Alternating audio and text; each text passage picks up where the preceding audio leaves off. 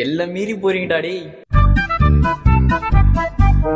அப்பெல்லாம் இன்ஸ்டாகிராம்ல ஏதாச்சும் ஒரு பாட்டு ட்ரெண்ட் ஆச்சுன்னா அந்த பாட்டை வச்சு டான்ஸ் ஆடுவாங்க. ஆனா இப்போ என்ன தெரியுமா பண்றாங்க, ஏதாச்சும் ஒரு பாட்டு ட்ரெண்ட் ஆச்சு வச்சுக்கோங்களேன், அதுல இருக்க வரிகள்லாம் எடுத்து அதுல என்னென்ன ஐட்டம்ஸ் இருக்கோ அதை வச்சு ரீல் பண்றானுங்க.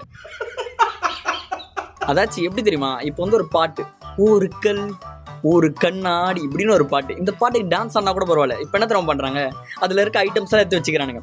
ஒரு கல் ஒரு கண்ணாடி இப்படி வச்சுட்டு ஒரு கல் ஒரு கண்ணாடி இப்படி பண்றானுங்க. நானும் இன்ஸ்டாகிராம் சர்ச் பார்ல வெரைட்டியா தாங்க சர்ச் பண்றேன். ஆனா எப்படியா இருந்தாலும் இன்ஸ்டாகிராம் ஃபீல்ட்ல இந்த மாதிரி ஆளுங்க வந்துடுறாங்க. சரி, இந்த பாட்டுல தான் பாதி உயிரை பாசல் பண்றானுங்க, பார்த்தா அடுத்து இன்னொரு பாட்டுல வந்துடுறானுங்க. என்னை கொல்லாதே கொல்லாதைக்கு கத்தி எடுத்து இப்படி சொருவிக்கிறானுங்க. இந்த பாட்டுல அடுத்த ஒரு லைன் வரும் பாருங்க, சரியான லைன். ஆனா அந்த லைனுக்கு இவனுக்கு என்ன பண்ணானுங்க தெரியுமா, என்னை கொல்லாதே தள்ளி போகாதே இது கூட விட்டுருங்க, நெஞ்சை கில்லாதே.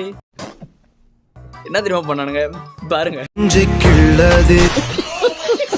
பாத்தீங்களா, இதுதான் நம்ம பசங்களோட அறிவுன்றது.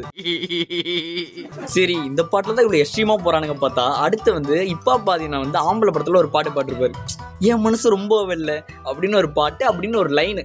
இவனுக்கு என்ன தெரியுமா பண்ணானுங்க, வெள்ளை பேப்பரை நல்லா கசக்கி இப்படி நெஞ்சில இப்படி சொருவி என் மனசு ரொம்ப வெள்ளை இப்படின்னு திறந்து காட்டுறானுங்க. என் மனசு ரொம்ப வெள்ளை. பாதி டிப்ரெஷன்ல இருக்கவங்க சரி ஓகே இன்ஸ்டாகிராம் பார்த்து கொஞ்சம் டிப்ரெஷன் குறைப்பான்னு வருவானுங்க. ஆனா அந்த டைம்ல இந்த ரீலை பார்த்தாங்க வச்சுக்கோங்களேன், இதை பார்த்து பார்த்தே ஆன் த ஸ்பாட்ல அந்த ஆளை அவுட் ஆயிடுவான்.